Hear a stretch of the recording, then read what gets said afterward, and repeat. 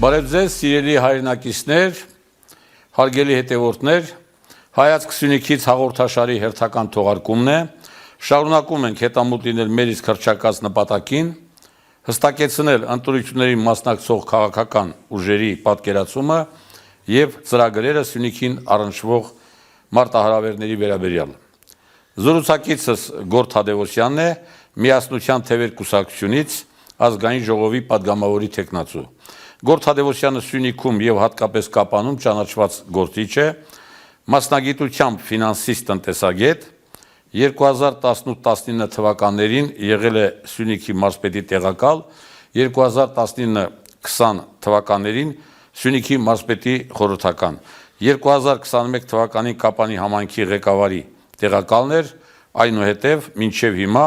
Կապան համայնքի ղեկավարի առաջին տեղակալը։ Պարոն Թադևոսյան, ողջունում ենք ձեր այցը Սյունյաց երկիր-թերթի տաղավար, շնորհավորում ենք ձեզ Ազգային ժողովի պատգամավորի թեկնածու առաջադրվելու կապակցությամբ և մաղթում հաջողություններ։ Իսկ հիմա ակնկալում ենք հետաքրքիր զրույց։ Բարև ձեզ, պարոն Ալեքսանյան, նախ շնորհակալ եմ հարցազրույցի հրավերի համար։ Պարոն Թադևոսյան, վերջին տարիներին սկսած 2019 թվականից Մարզկենտրոնի հասարակական քաղաքական կյանքում վճռորոշ տեղ է զբաղեցնում Գևորգ Փարսյանի առաջնորդած քաղաքական թիմը։ Եվ հանրապետությունում մեծ ճանաչում ունեցող այդ թիմը Մարզկենտրոնի բնակչության մեծամասնության վստահությունը վայելող այդ ուժը, որի կազմում եք նաև դուք, Ազգային ժողովի առաջիկա ընտրություններում նախապատվությունը տվել է Արման Թաթոյանի գլխավորած Միասնության թևեր կուսակցությանը։ Ինչով է պայմանավորված ձեր քաղաքական թիմի նման դիրքորոշումը կամ կողմնորոշումը, խնդրեմ։ Շնորհակալ եմ, պարոն Ալեքսանյան։ Նախ ինչպես գիտեք, առաջիկայում մեր երկրում տեղի ունեցող Ազգային ժողովի ընտրություններում ես առաջադրվել եմ որպես Ազգային ժողովի պատգամավորի թեկնածու։ Այս ընտրությունները մենք կարևորում ենք, քանի որ այս ընտրություններով ձևավորվելու է նոր Ազգային ժողով եւ հետեւաբար նոր կառավարություն։ Վերլուծելով գործող իշխող կառավարության տարիները մենք տեսանք, որ այս 8 տարիները մեր երկրի համար եղել են ցավալի կորուստների եւ ծանր փորձությունների տարիներ։ Դեռևս 2020 թվականի 44-օրյա պատերազմի ընթացքում մենք ունեցանք հազարավոր մարդկային զոհեր եւ ունեցանք տարածքային կորուստներ։ Մեզ թվում էր, թե սա ամենամեծ ողբերգությունն էր, որ կարող էր մեզ այդ պատահել, բայց ժամանակը ցույց տվեց, որ կորուստները շարունակական բնույթ կրեցին եւ մենք ամբողջությամբ կորցրեցինք Արցախը եւ օկուպացվեց Հայաստանի սուվերեն տարածքներ, մի շարք տարածքներ։ Այս պայմաններում հնարավոր չէր անտարբեր մնալ եւ մենք պարոն Փարսյանի գլխավորությամբ մեր քաղաքական թիմով որոշում կայացրեցինք մասնակցել Ազգային ժողովի ընտրություններին Արման Թաթոյանի առաջնորդած Միասնության թևերով, քանի որ ուզում ենք, որ մեր երկրում տեղի ունենան փոփոխություններ, դրական փոփոխություններ, որպեսզի կասեցվի այս անհաջողությունների ընթացքը։ Իսկ ինչ վերաբերում է Միասնության թևերին, ապա մենք վստահում ենք Արման Թաթոյանին, Արման Թաթոյանը ազնիվ սկզբունքային հայրենասեր գործիչ է, այն հազվագյուտ գործիչներից է, ով դեռևս 2020 թվականի 44-օրյա պատերազմից սկսած պայքարել է արցախցիների իրավունքների, զբաղվել է մեր գերիների խնդիրներով, մեր օկուպացված տարածքների եւ սահմանամերձ գյուղերում բնակվող քաղաքացիների խնդիրներն է բարձրաձայնել տարբեր միջազգային հարթակներում եւ մենք վստահորեն մասնակցում ենք այս ընտրություններին Արման Թաթոյանի հետ։ Շնորհակալ եմ։ Դուք առաջին ազնվորությունն եք Միասնության թևեր կուսակցության նախընտրական ցուցակից, որ Հայացք Սյունիքից հաղորդաշարի շրջանակում ներկայանում է մեր լսարանին։ Եվ ուրեմն կուզենայինք ծանոթանալ Միասնության թևեր կուսակցության նախընտրական ծրագրի որոշ հիմնադրույթներին։ Իհարկե ծրագիրը բավականին ծավալ է, բայց ես մի քանի հիմնադրույթների կանդրադառնամ։ Նախ առաջին հերթին գործելու ենք առանց թաքնված օրակարգերի, առանց երկրակի ստանդարտների եւ ապահովելու ենք օրենքի լիակատար գերականություն։ Բացառելու ենք քաղաքական ճնշումները, ապահովելու ենք դատական իշխանության լիարժեք անկախությունը։ Մենք անպայմանորեն պայքարելու ենք մեր Հայաստանի ինքնիշխան տարածքների ազատման համար, որոնք օկուպացված են Ադրբեջանի կողմից։ անպայման վերանայելու ենք դպրոցների օպտիմալացման ծրագիրը, որը լուրջ խնդիրներ է առաջացնում գյուղապահպանության համար։ Գյուղատնտեսության բնագավառում ներդնելու ենք ապահովագրական այնպիսի մեխանիզմներ, որով կփոխհատուցվի անասունների անկումը եւ գյուղացիների բերքի ոչնչացումը, եւ որ ամենակարևորն է ներդնելու ենք նոր վարձատրության համակարգ մանկավարժների եւ բուժաշխատողների համար, հաշվի առնելով աշխատանքի ծանրաբեռվածությունը, ռիսկայնությունը եւ վայրը, ի նկատի ունեմ, որ հեռավոր համայնքներում, մասնավորապես համանամերձ բնակավայրերում աշխատանքը բուժաշխատողների եւ մանկավարժների համար ես կանդրադառնամ պետք է լինի գրավիչ, կանդրադառնամ, որտեղ դա իսկապես բոլորիս հետաքրքրող հարց է։ Ուրիշ ինչ կավելացնեք ծրագրի հետ կապված։ Մենք միանշանակ շարունակելու ենք պայքարել մեր հայրենակիցների իրավունքների համար, մասնավորապես արցախցիների խախտված իրավունքների փոխհատուցման համար։ Պարոն Թադևոսյան, իսկապես դա սյունեցիներիս համար սրտամոտ դուրիստների մի ամբողջություն է, մենք ողջունում ենք դա եւ ուրեմն դրանից բխող հիմա ես մի քանի հարցեր ձեզ կուղեմ։ Առաջինը ազգային ժողովի սպասվող ընտրությունները վաղտորոշ նշանակություն կունենան հատկապես Սյունիքի համար։ Դա ոչ միայն մեր կարծիքն է, դա երկրի քաղաքական ուժերի մեծ մասի, նաև փորձագետների, վերլուծաբանների իշխող մեծ մասի կարծիքն է։ Ըստ ձեր կուսակցության, ինչ մարտահրավերների, ռիսկերի, սպառնալիքների դեմ հանդիման է հայտնվել մերօրյա Սյունիքը։ Այո, սա մեր ամենակարևոր խնդիրներից մեկն է։ Այսօր 2020 թվականի պատերազմի եւ դրան հաջորդող գործընթացների արդյունքում Սյունիքը ձեռք է բերել 100 կիլոմետրով նոր սահման Ադրբեջանի հետ, որը նոր անվտանգային ռիսկերը իր մեջ պարունակում։ Բացի այդ, 2022 թվականին, երբ Ադրբեջանը սանձազերծեց ռազմական գործողություններ ներքին հանդի, ջերմուկ եւ սև լճի ուղղություններով, օկուպացվեցին Հայաստանի ինքնիշխան մի շարք տարածքներ։ Սրանք ոչ միայն տարածքային խնդիրներ են, այլ ուղիղ սպառնալիք են նաեւ բնակիչների, տվյալ բնակավայրերում ապրող բնակիչների համար։ Բայց մեզ ամենաշատը մտահոգում է այսօր Ադրբեջանի կողմից հնչեցվող Արևմտյան Զանգեզուրի եւ ադրբեջանցիների վերադարձի մասին խոսույթը, որ ակտիվ կերպով տարածում է Բաքվի քարոզչամեքենան։ Եվ քաջալերվում է պետության կողմից, ցավոք սրտի։ Այո, այսօր հակազդեցություն չկա գործող իշխանության կողմից այս հարցի վերաբերյալ եւ մենք մտահոգված ենք, քանի որ պատկերացնում ենք, որ եթե նման ծրագիր իրականացվի, ապա ադրբեջանցիներին կբնակեցնեն հիմնականում Սյունիքում, մասնավորապես Կապան, Կապանի շրջակա բնակավայր։ Իհարկե կլինեն մարդիկ, որ կհագադարձեն, կասեն, որ սա իրականություն չի կարող լինել կամ պարզապես հայտարարություններ են, բայց վերջին իրադարձությունները ցույց տվեցին, որ Ադրբեջանի կողմից հնչեցվող պահանջները անմիջապես վերածվում են գործնական քայլերի։ Այո, եւ հակազդեցություն չեն ունենում գործող իշխանության կողմից։ Եթե հիշում եք, Ադրբեջանը պահանջեց Կապանի ռազմավարական բարձունքները, հանձնվեցին Կապանի ռազմավարական բարձունքները։ Նույն պահանջով հանձնվեց Կապան-Գորիս ճանապարհը, Կապան-Ճակատեն ճանապարհը, Տավուշի 4 գյուղերը։ Այսօր քննարկվում է սահմանադրության փոփոխության հարցը։ Առաջինը ես կցանկանամ, որ սրանք միայն խոսակցություններ լինեն, բայց այսքանից հետո հասարակության մոտ մի պարզ հարց է առաջանում. ինչ երաշխիքներ կան, որ այս մի պահանջն էլ իրականություն չի դառել, եւ մարդիկ հստակ պատասխաններ են պահանջում եւ պետական մակարդակով երաշխիքներ, որովհետեւ ես ավելացնեմ, որ մենք չենք պատկերացնում ադրբեջանցիների հետ համատեղ բնակություն։ Ավելին, այս հանգամանքները լուրջ կասկածի տակ են դնում երկարաժամկետ եւ կայուն խաղաղության հեռանկարը Սյունիքում։ Շնորհակալություն։ Ձեր նշած եւ մեր պատկերացրած մարտահրավերներին դիմակայելու գլխավոր պայմանը կամ գործոնը երկրամասի անվտանգության ապահովումն է։ Անվտանգային հուսալի համակարգի ստեղծումը։ Միասնության թևերը ինչպես է պատկերացնում անվտանգային խնդրի լուծումը եւ մասնավորապես Սյունիքի անվտանգության ապահովումը եւ կուզենայի այս հարցը պատասխանելու ընթացքում նկատի ունենաք վերջին օրերին հրապարակ նետված այն թեզը, որ անկլավներ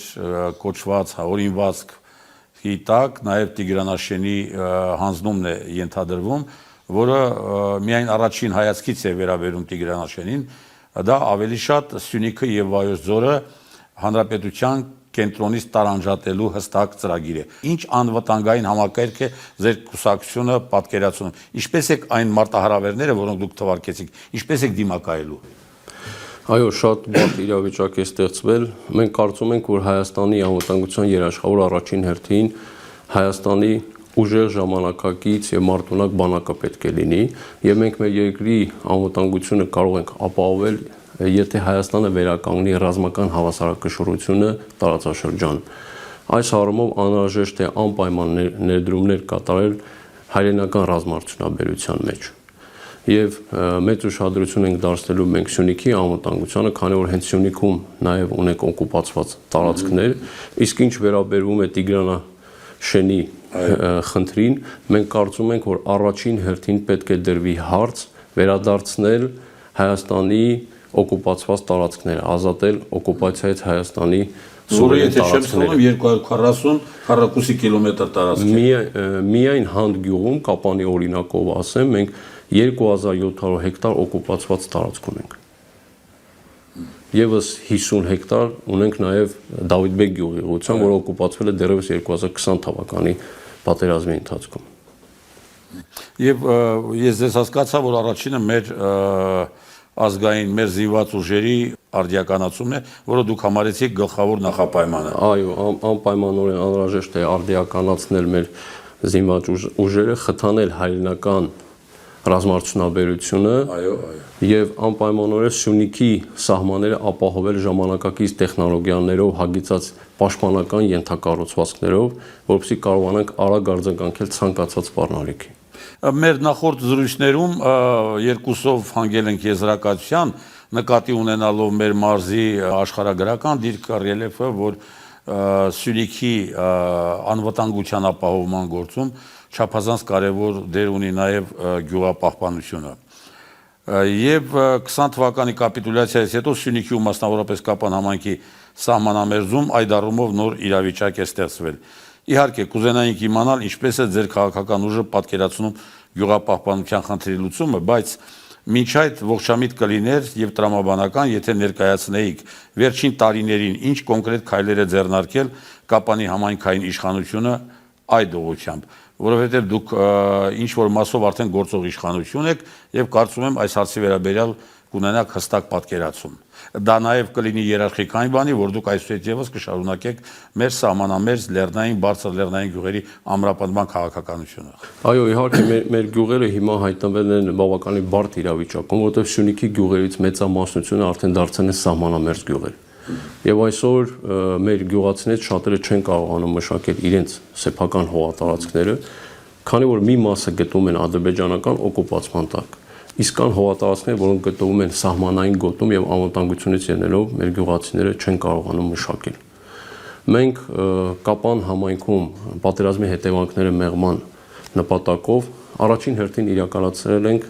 դեգրադացած հողերի մելիորացիոն աշխատանքներ։ Դրանք դարձրել ենք մշակելի եւ տրամադրել մեր գյուղացիներին գյուղատնտեսությամբ զբաղվելու համար։ Բացի այդ, մի շարք գյուղերում կառուցվել են նոր խմելու եւ ոռոգման ջրագծեր, ասֆալտապատվել են գյուղամիջյան ճանապարհներ, կառուցվել են նոր վարչական շենքեր, կառուցվել են ակումբ գրադարաններ, վերանորոգվել են հանդիսությունների սրահներ։ Նշեմ, որ բոլոր գյուղական բնակավայրերը այսօր ապահովված են գիշերային լուսավորությամբ, իրականացվում է աղբահանություն եւ որ ամենակարևոր խնդիրն է այսօր Կապան համայնքի գրեթե բոլոր գյուղական բնակավայրերում հասանելի հասարակական տրանսպորտը ընդ որում անվճար։ Սա շատ կարևոր խնդիր է, որ գյուղերը կապ ունենան Կապան քաղաքի հետ, միմյանց հետ կարողանան ունենալ տրանսպորտային կապ, եւ մենք կարծում ենք, որ գյուղապահպանության համար շատ կարևոր է ապահովել որակյալ կրթական, առողջապահական եւ սոցիալական ծառայությունների հասանելիությունը, ինչպես նաեւ տրանսպորտային կապը։ Եվ անկեղծորեն ասեմ նաեւ մեր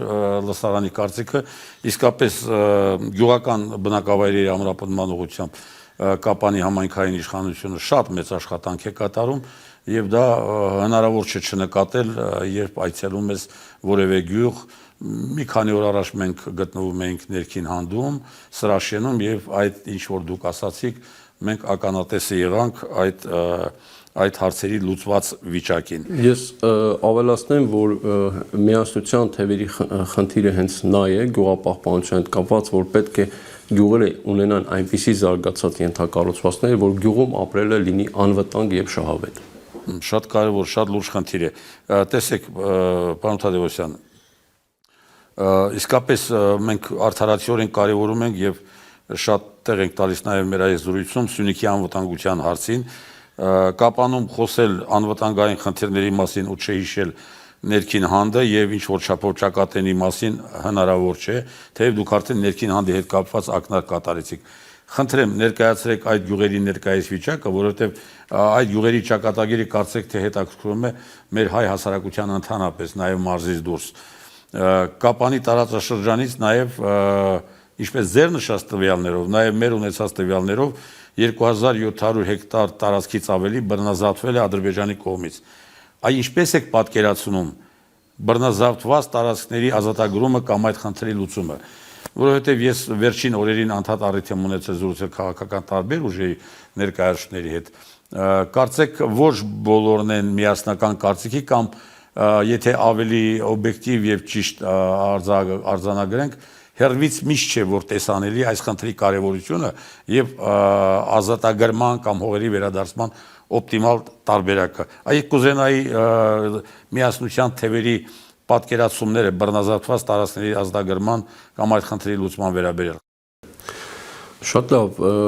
կոնկրետ ճակատեն եւ հանդ ուղղությամբ մեր գյուղերը հայտնվեցին ավելի բարդ իրավիճակում 2022 թվականի ռազմական գործողությունների արդյունքում, այո, սեպտեմբերյան ռազմական գործողությունների արդյունքում, որի հետևանքով ադրբեջանցիները զբաղեցրեցին ռազմավարական կարևոր բարձունքներ եւ մենք ունեցանք լուրջ խնդիրներ կապված ճանապարհների հետ եւ օրինակ ներքին հանդ գյուղում, ինչպես նշեցի, 2700 հեկտար տարածք օկուպացված է, ընդ որում հայկական գերեզմանը գտնվում է ադրբեջանցիների օկուպացման ներքո։ Եվ գյուղի եկեղեցի, այո, գյուղի եկեղեցի։ Մեր ջրի աղբյուրները գտնվում են ադրբեջանցիների օկուպացման տարածքում, որը շատ լուրջ վտանգներ է իր մեջ պարունակում։ Այսօր, ինչպես գիտեք, նաև ճակատենի ճանապարհը ստիպված եղան կառուցել այլընտրանքային տարբերակով։ Հիմա էլ ադրբեջանական զինված ուժերի ներկայությունը այդ բարձունքներին բավականին ռիսկեր է պարունակում։ Մենք կարծում ենք, որ առաջին հերթին պետք է բարձրաձայնել մեր սուվերեն տարածքների ազատումը օկուպացիայից եւ ցանկացած քննարկում կամ բանակցություններ Ադրբեջանների հետ անհրաժեշտ է առաջին հերթին բարձրաձայնել այս հարցը միջազգային իրավունքի տեսանկյունից։ Մենք ներքին հանդում տեսանք, որ արդեն նաև խմելու ջրի հարցն է լուծվել, դա շատ ողջունելի է։ Անցած տարի եւ երկրի վարչապետը եւ նախագահը եղել են Ճակատենում, ես ինչ եմ Ճակատենը հիշեցնում, որտեվ այդ գյուղում էլ կա խմելու ջրի խնդիր, պատերազմական գործողություններից հետո խոստացել էին լուծել խմելու ջրի հարցը, նախագահը, որքան հիշում եմ, հայտարարեց նաև, թե հանրապետությունը փողի խնդիր չկա եւ ճակատենցիների այդ մտահոգությունը կլուծվի։ Հետաքրքիր է, լուծվել է Ճակատենի խմելու ջրի հարցը։ Իհարկե ոչ։ Ճակատենի խմելու ջրի հարցը ցավոք սրտի չի լուծվել։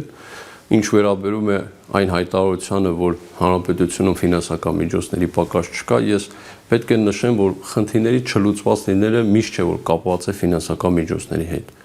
Եվ երբեմն դա կապված է ոչ արդյունավետ կառավարման, առաջնահերթությունների ոչ ճիշտ սահմանման կամ աշխատանքների սխալ կազմակերպման հետ։ Եվ հենց այն փաստը, որ բարձր մակարդակով հայտարարվում է խնդրի լուծման մասին, կամ խոստում է տրվում, այո, Ճակատենի ջրի խնդրի լուծման մասին եւ հայտարարվում է, որ ֆինանսական միջոցների խնդիր չկա, բայց խնդիրը մինչ այժմ չի լուծվել, սա խոսում է անարդյունավետ կառավարման եւ առաջնահերթությունների սխալ հաստատման մասին։ Եվ ճանաչելով պարոն Փարսյանի եւ ձեզ, կարծում եմ դուք գոնե չսպասելով կառավարության քայլերին դուք Ճակատենի խմելու ջրի հարցը օրակարգ կբերեք։ Մեր բոլոր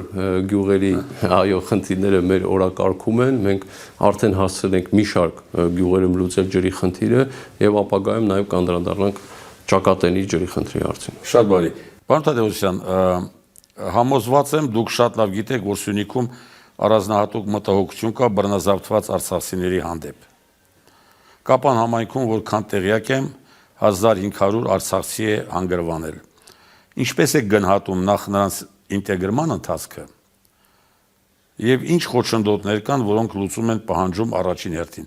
Ես այս հարցը չեմ ուզում հանրապետության մասշտաբով քննարկեմ, որովհետեւ հատկապես վերջերս իշխող քաղաքական ուժի կողմից հակաարցախյան կամ արցախցիների դեմ ուղղված այդ խոսույթը կարող է եւ բարոյական դաշտում շատ մեծ վնաս պատճառի արցախցիներին։ Սա թողնենք մի կողմ, ուղղակի մենք փորձենք թեման, խնդիրը ամփոփել Կապան համայնքի մասշտաբով, որտեղ ինչպես նշեցի 1500 արցախցի է հանգրվանել։ Այո, դեռևս 2020 թվականի պատերազմի եւ 23 թվականին արցախցիների բռնի տեղահանման արդյունքում Կապան համայնքում բնակեցվեցին շուրջ 1500 արցախցիներ։ Կարծում եմ այս թիվը ավելի մեծ կլիներ, եթե չլինեին Սյունիքի անվտանգության հետ կապված բարձրաձայնվող խնդիրներն ու մտահոգությունները, այո, բայց պետք է նշեմ, որ արցախցիները բավականին հեշտ ինտեգրվեցին Կապանում եւ առհասարակ Սյունիքում։ Կարծում եմ պատճառը նա է, որ մենք նույն լեզվամշակույթ ունենք, նույն կենցաղը, նույն ավանդույթները եւ առհասարակ սյունեցիներս, կապանցիներս հյուրընկալ եւ աջակցող վերաբերմունք ցուցաբերեցինք եւ այսօր արցախցիները իրենց լավ են զգում, թե Սյունիքում, թե Կապանում։ Ինչ վերաբերում է արցախցիների խնդիրներին, նրանց համար առաջնային խնդիր կա եւ մնում է բնակության բնակարանային խնդիրը, այո, եւ այսօր փորձը ցույց է տալիս, որ պետության կողմից տրամադրվող աջակցությունը բնակարանների ձեռքբերման նպատակով բավարար չէ այդ խնդիրները լուծելու համար։ Շատ կարևոր է նաեւ արցախցիների զբաղվածության խնդիրները եւ սոցիալական այդ ներողություն, այդ բնակարանային ինչ գումար է առաջարկվում եւ ասենք որքան գումարի պարագայում հնարավոր կլինի լուծել բնակարանային խնդիրը։ Տարբերակված մոտեցում է պետք, որովհետեւ մենք հասկանում ենք, որ Հայաստանի տարբեր համայնքներում բնակարանները շուկայում տարբեր գներ ունեն եւ պետք է կախված բնակավայրից սահմանել աջակցության չափը։ Միայն այսպես հնարավոր է այդ խնդիրը լուծել։ Մեզ համար կոնկրետ միասնության թևերի համար առաջնային խնդիր է լինելու արցախցիների բնակարանային հարցի լուծումը եւ նրանց իրավունքների պաշտպանությունը։ Եվ դուք նաև զբաղվածության խնդիրը կարևորեցիք։ Այո, շատ կարևոր է, որ աջակցեն արցախցիների նրանց զբաղվածության խնդիրը լուծելու, որովհետև երբեմն նրանք խնդիրներ են ունենում քաղաքացիության հետ կապված եւ ոչ բոլոր հաստատություններում են կարողանում անցնել աշխատանքը։ Այստեղ տարբերակված մոտեցում է պետք ցուցաբերել։ Դե որքանով մենք գիտենք, վերջերս նաև մենք բնակչությունից արցախցիներից գանգատներ ենք ստացել, որ կան մարդիկ, ովքեր 6-7 ամիս առաջ ներկայացրել են դիմում հանրապետության քաղաքացիություն ընդունելու, նոր անձնագիր ստանալու, բայց ինչ-ինչ պատճառներով դա հետաձգվում է։ Սա բավականին լուրջ խնդիր է։ Այո, մենք էլ ենք նման խնդիրների հանդիպել։ Ներողություն, շատ կուզենայի, որ միասնության թևերը այս հարցը կարևոր է։ Սա չափազանց կարևոր է արցախցիների հետագա կյանքի կազմակերպման համար։ Այո, շնորհակալ ենք, շատ ճիշտ հարց եք բարձրաձայնում, մեր ուշադրության կենտրոնում կլինի։ Մենք կարծում ենք, որ պետք է առանձնահատուկ վերաբերմունք ցուցաբերել եւ արագացված ընթացակարգերով լուծել արցախցիների Հայաստանի Հանրապետության քաղաքացիություն ստանալու հարցը եւ արցախցիները չպետք է ամիսներով սպասեն։ Գիտեք, երբ խոսում ենք բնակչության արտագաղթի մասին, գյուղապահպանության մասին, մենք քիչ առաջ բավականին հանգամանալից խոսեցինք այդ խնդրի մասին, մարդիկ գլխավոր մտահոգությունների թվում բարձրաձայնում են հեռավոր բնակավայրերում առողջապահական որակյալ ծառայության բացակայության մասին։ Իհարկե ողջունելի է ապահովագրական համակարգի ներդրումը հանրապետությունում, թեև մասնագետները բազմաթիվ թերություններ են նշում, եւ այդքանով հանդերձ որակյալ մասնագետների համար հեռավոր բնակավայրերում աշխատելը շարունակում է մնալ ոչ գրավիչ։ Բազմաթիվ մենք օրինակներ ունենք։ Ձեր քաղաքական ուժի տեսլականը կարևոր այդ հարցի լուծման ուղղությամբ, եւ քանի դեռ այս հարցը մենք հիմնավոր չենք լուծել, մեր գյուղական բնակավայրերում ունենալու ենք այս խնդիրը։ Այո, այսօր ապահովագրական համակարգի ներդրման ոլորտի խնդիրները չեն լուծվում։ Դեռևս բազում խնդիրներ կան կապված հեռավոր համայնքների բժշկական հաստատություններում ժամանակակից սարքավորումների պակասով եւ որակավորում ունեցող բժիշկների պակասով։ Եվ շատ դեպքերում մեր քաղաքացիները ստիպված են լինում մեկնել մայրաքաղաք բուժում ստանալու համար, որը լրացուցիչ բեռ է եւ ապահովագրությունը այս ֆինանսները չի փոխհատուցում։ Սա խնդիր է եւ մենք շատ կարեւոր ենք համարում, որպեսզի բոլոր բժշկական հաստատությունները նախ վերազինվեն ժամանակակից սարքավորումներով եւ հետո անպայմանորեն պետք է ստեղծվի աշխատանքային այնպիսի պայմաններ հեռավոր համայնքներում, որպեսզի բուժաշխատողների համար հեռավոր համայնքներում եւ սահմանամերձ բնակարանում աշխատանքը լինի գրավիչ։ Պետք է հատուկ պայմաններ ստեղծել որ իրենք էլ շահագրգռված լինեն գալ ու այստեղ աշխատել։ Այսօր մասնագետների պակասը մեծամասամբ հենց կախված է նրանից, որ մարզերում աշխատանքը այդքան էլ գրավիչ չէ բժիշկների համար։ Պարոն Թադևոսյան, մեր հանրապետության առջև ծառացած ամենամտահոգիչ խնդիրներից մեկը, ես շեշտում եմ, ամենամտահոգիչ խնդիրներից մեկը քաղաքացիական անհամերաշխությունն է, նույնիսկ առանձին խավերի միջև առկա թշնամանքը, որն օրեցօր սաստկանում է։ Ցավոք իշխանության որոշ ներկայացուցիչներ նպաստում են, որ տարանջատումը, բնակչության տրոհումը ավելի խորանա։ Եվ Սյունիքը ցավոք բացառություն չէ այդ առումով, մենք բազմաթիվ օրինակներ ունենք այդ տեսակետից։ Ես այդ թեմայով քաղաքագետների, նույնիսկ հոգեբանների հետ եմ զրուցել։ Բոլորը կարծեք նույն տեսակետն են հայտնում։ Առանց հանրային համերաշխության վերականգնման, առանց ներքին թշնամանքի վերացման, առանց փոխադարձ հարգանքի վերականգնման հնարավոր չէ խոսել որևէ առաջընթացի մասին։ Կամ մարդկանց իրավական պաշտպանվածության խնդիրը, ինչին դուք արդեն անդրադարձաք, արդարադատությունը, դատարանների անկախությունը, մինչև դրանք չվերականգնվեն, չվերափոխվեն, դժվար է լինելու այն կարևորագույն հարցերի լուծման ճանապարհին, որին մենք արդեն անդրադարձանք։ Եվ մենք ակնկալում ենք, որ ձեր քաղաքական ուժը անպայման այս խնդիրների հարցում սթափ մոտեցում կցուցաբերի։ Այո, շատ տեղին հարց եք բարձրաձայնում եւ մտահոգիչ։ Այսօր ցավոք սրտի ամենավտանգավոր խնդիրը դարձել է անհամերաշխությունը։ Այսօր անհանդուրժողական մթնոլորտ է տիրում, մասնավորապես այս նախընտրական շրջանում, եւ սրա պատճառներից մեկը հենց նա է, որ ամենաբարձր ամբիոններից թշնամանք տարածող եւ հայոյախառն խոսույթով սպառնալիքներով խոսում է երկրի վարչապետը, ազգային ժողովի պատգամավորներ, նախարարներ, եւ սա թշնամանք է առաջացնում հասարակության մեջ։ Այսօր պետական ապարատը չափազանց քաղաքականացված է։ Այսօր տոտալ վերահսկողություն կա պետական ապարատի վրա նամանավանդ այս նախընտրական շրջանում։ Մարդիկ վախենում են իրենց սեփական կարծիքը հայտնել այս նախընտրական շրջանում։ Վարչական ռեսուրսի օգտագործման, այ մենք տարիների փորձ ունենք եւ ես կարող եմ ասել մի քանի տասնամյակ մենք հետևում ենք նախընտրական գործընթացներին, ես ինձ թույլ եմ տալիս ասել, որ վարչական ռեսուրսը երբեք այսքան բացահայտ չի օգտագործվել նախընտրական գործընթացներում, ինչպես հիմա է օգտագործվում։ Սյունիքի մարզի օրինակը ահավասիկ։ Նույնը ես քիչ առաջ կարող եմ ասել համերաշխության առումով։ Այսքան անհամերաշխություն կամ համերաշխության ուղղված այսպիսի քայլեր երբեք ես Սյունիքում չեմ տեսել։ Ճիշտ եք ասում, այսօր դա շատ լուրջ խնդիր է, որովհետև այսօր տոտալ վերահսկողության տակ են պետական աշխատողները եւ եթե ժամանակին այս իշխանությունները քննադատում էին նախորդ իշխանություններին վարչական ռեսուրսները օգտագործելու կամ տոտալ վերահսկողություն սահմանելու համար, ապա եթե այսպես շարունակվի այս իշխանությունները կգերազանցեն բոլոր նախորդ իշխանություններին։ Այս մտահոգությունը կա այսօր գոյություն ունի վախի մթնոլորտ եւ ստացվում է, որ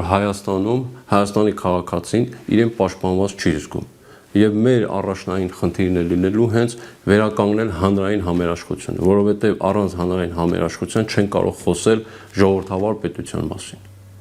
Ես ուրախ եմ, որ ձեր քաղաքական ուժում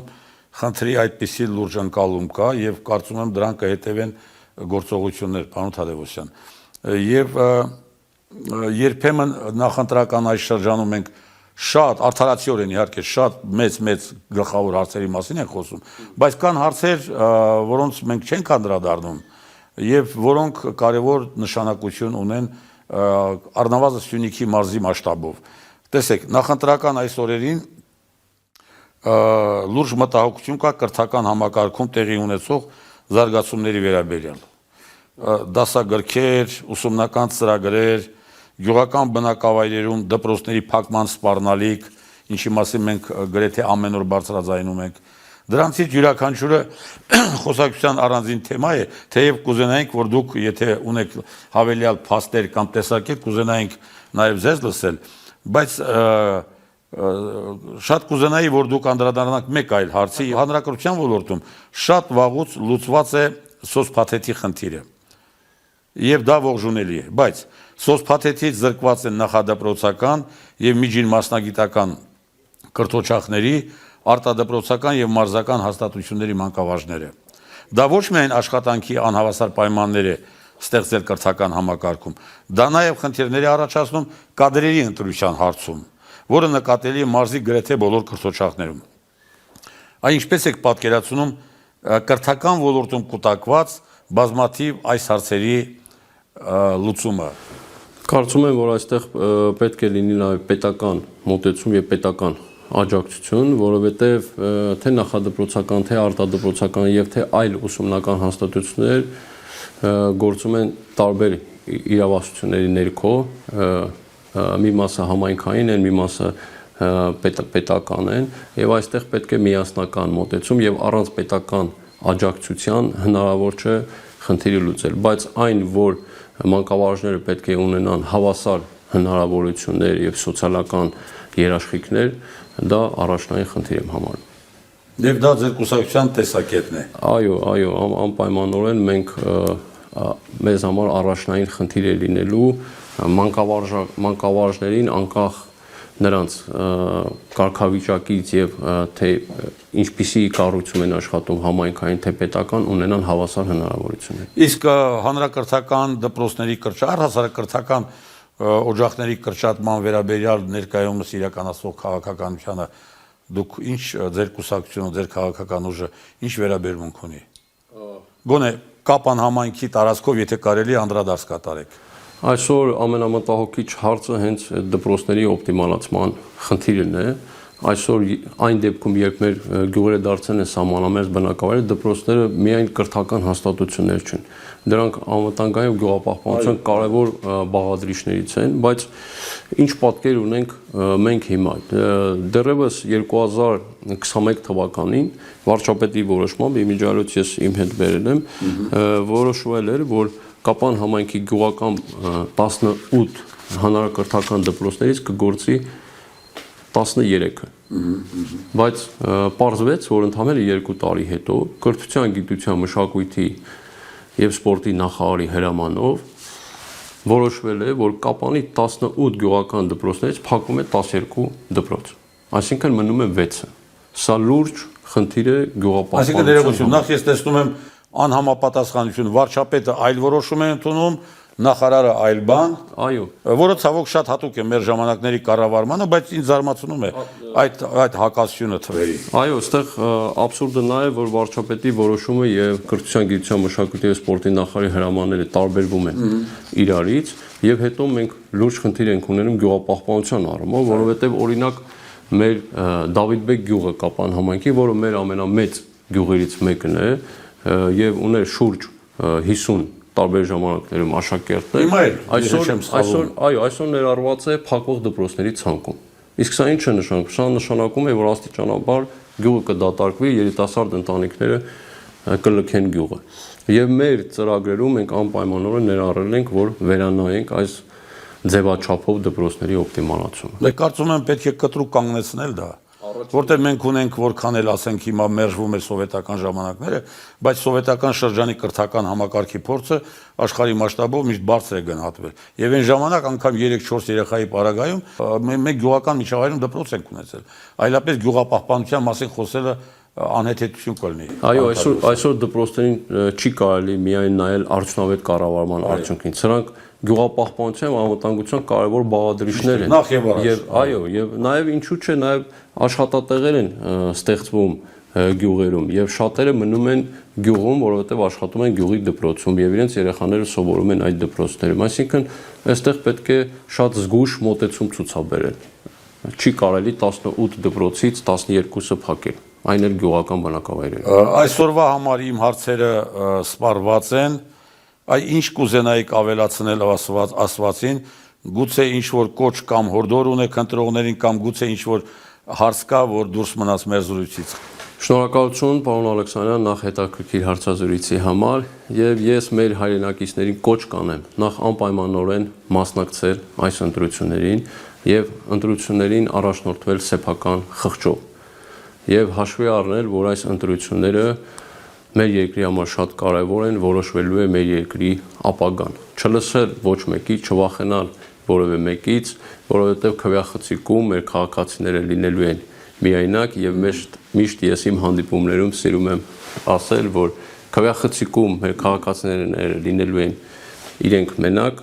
իրենց խիղճը եւ մեր երկրի ապագան։ Ոստի կոչ եմ անում վստահել մեզ, սիրելի հայրենակիցներ, աջակցել միասնության թևերին, մենք համարվեցնենք եւ տալ հնարավորություն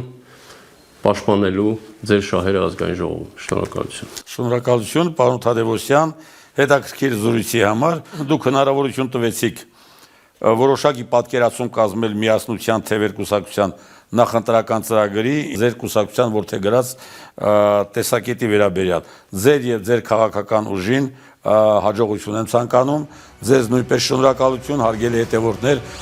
սիրելի հայրենակիցներ, մեզ հետևելու եւ ժամանակ առ ժամանակ մեզ ձեր առաջարկությունները փոխանցելու համար։ Մինչեւ նոր հանդիպում։